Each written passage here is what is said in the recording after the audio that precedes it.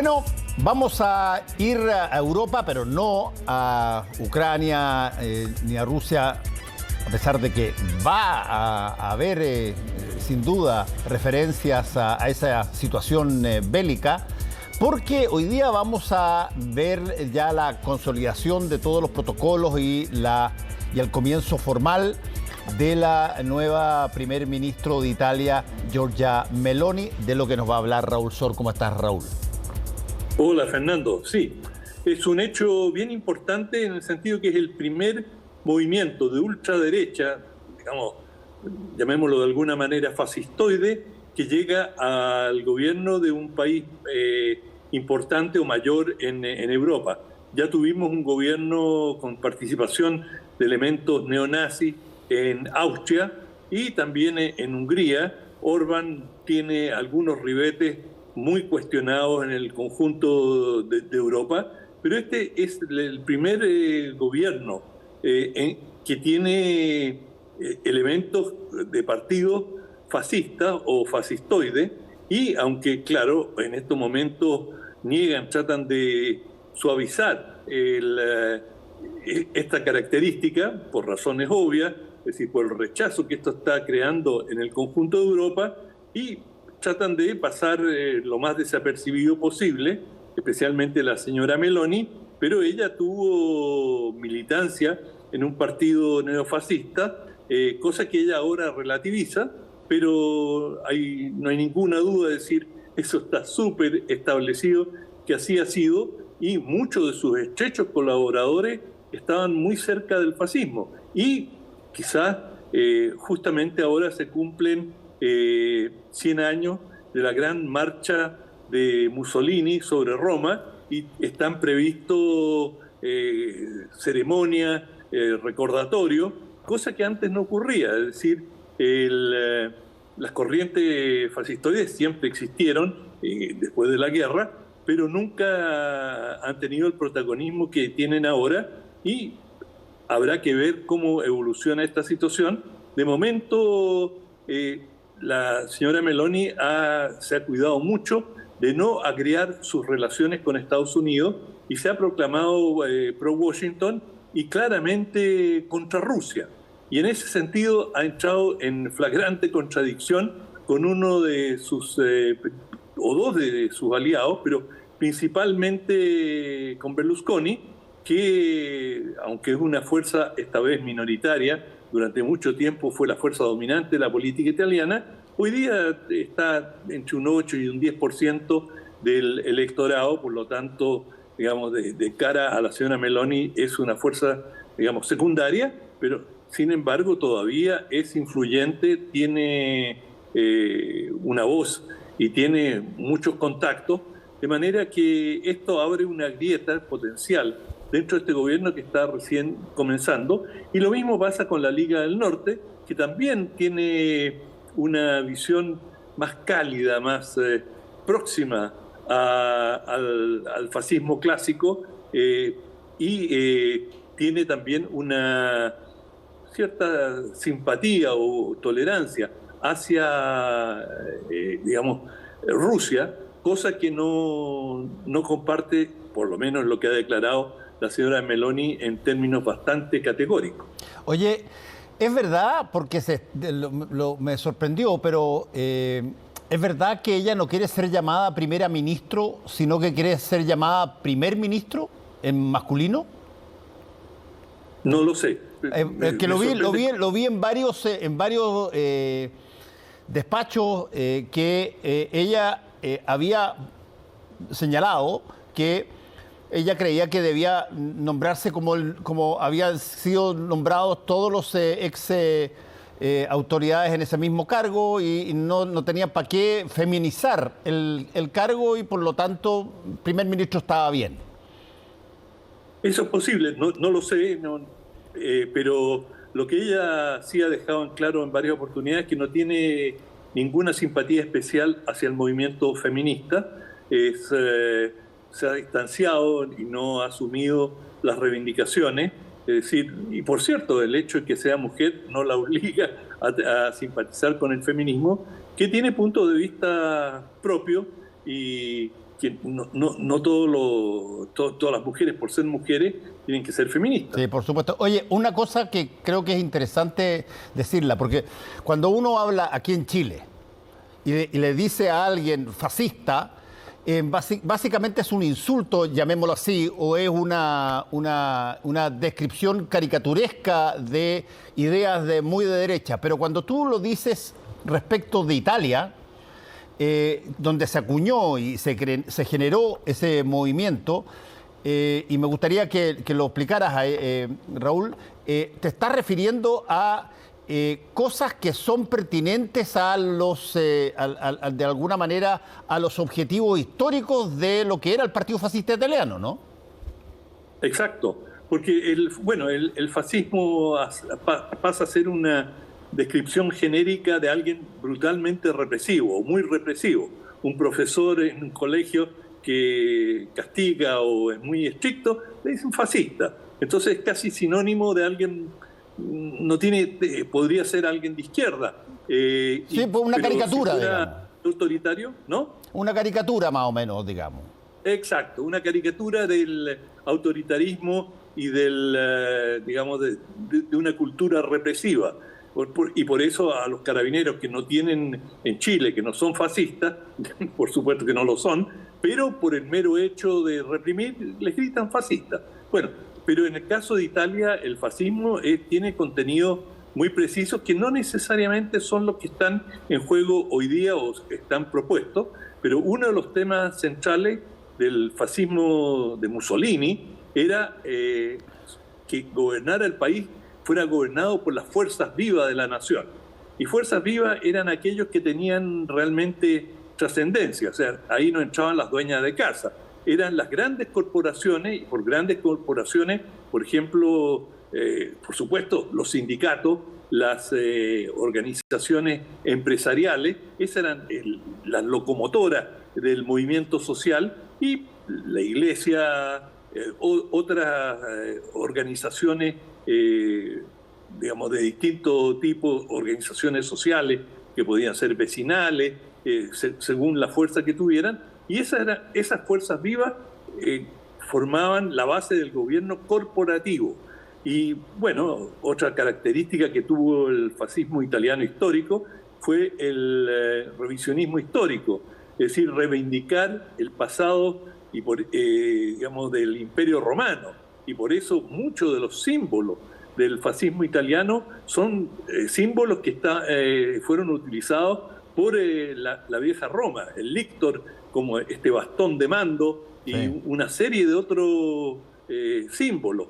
Pero esto no fue solamente el fascismo, también la Iglesia Católica usó muchos, en Vaticano usaron muchos símbolos que a lo largo de la historia representaron autoridad. O sea, esto es algo, digamos, estos elementos de símbolo son aspectos secundarios.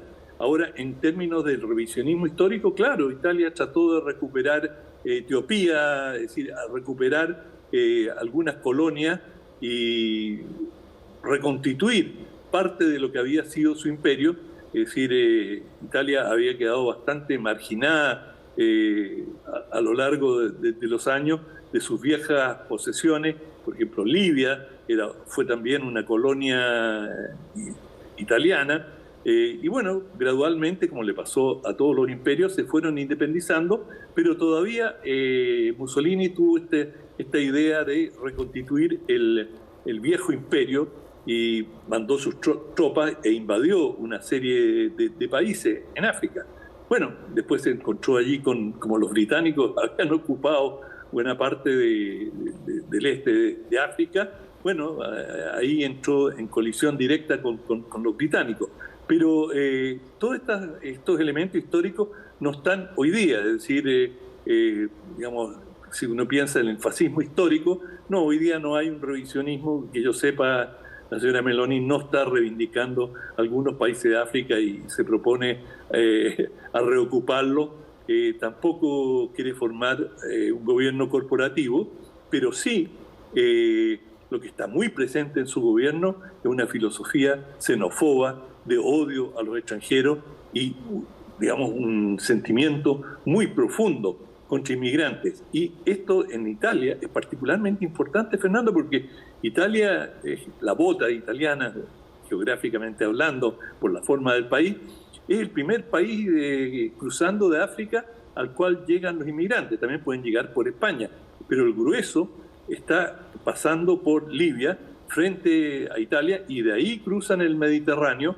en distintas embarcaciones. Hemos hablado tantas veces de las tragedias, de los hundimientos de buques de inmigrantes y tratan de entrar a Italia. Y con el tiempo se ha ido formando una masa importante de inmigrantes que en un sector significativo de la población italiana ha provocado rechazo y sienten que se está desfigurando su país y ya, bueno, con tantos países la misma queja, que no pueden circular tranquilos por las calles. En fin, también hemos escuchado ese tipo de narraciones en Chile. Y bueno, eso es lo que, digamos, es una base muy sólida o muy significativa del sentimiento anti-extranjero que la señora Meloni y sus socios, ahí Berlusconi y digamos, los demás, han explotado con mucha eficacia. Ahora dime una cosa, Raúl. Esto es un gobierno que de alguna manera alguien podría poner en paralelo con lo ocurrido con la señora Truss en Gran Bretaña. También era una mujer de ideas conservadoras, muy conservadora, que llega y que me imagino el proyecto de gobierno y los objetivos del programa del gobierno de la señora Meloni tienen ciertas diferencias. Me imagino no tiene, por ejemplo, una eliminación de impuestos a las fortunas mayores de Italia, o eso no forma parte dentro de la lógica de su partido o su coalición. Bueno, digamos, la primera aprehensión con la señora Meloni es histórica, de dónde viene ella, dónde ha militado, y en ese sentido es completamente diferente de la señora Truss. O sea, la señora Truss no tenía ningún antecedente, Liz Truss, de simpatías fascistas. Ella era militante del Partido Conservador, un partido, como lo dice su nombre, muy tradicionalista y que de manera alguna tenía ideas extremistas como las que ha expresado la señora Meloni. Y en ese sentido, digamos, el rechazo que existe o el temor que existe hacia Meloni no tiene nada que ver con lo que enfrentó la señora Truss, que cometió errores garrafales en su política económica, pero era una política, la de la señora Truss, para conseguir reactivar la economía británica, y dijo, le vamos a dar este shock y en poco o en algún tiempo nos vamos a recuperar y vamos a estar mejor que antes. No es el caso de la señora Meloni, que hasta ahora ha planteado una política bastante tradicional.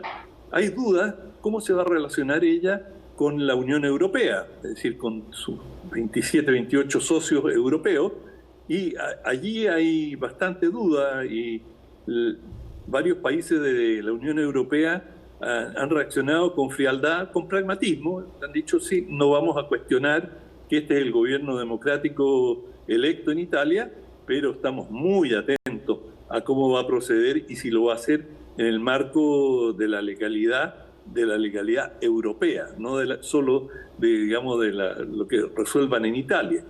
Y hoy día, digamos, hay un gran signo de interrogación hacia dónde va este gobierno, que ya ha logrado un cambio importante, Fernando. El cambio más importante es que un grupo o organizaciones fascistoides de un país central de Europa han llegado al gobierno, y eso ya marca un cambio importante y probablemente no sea el único.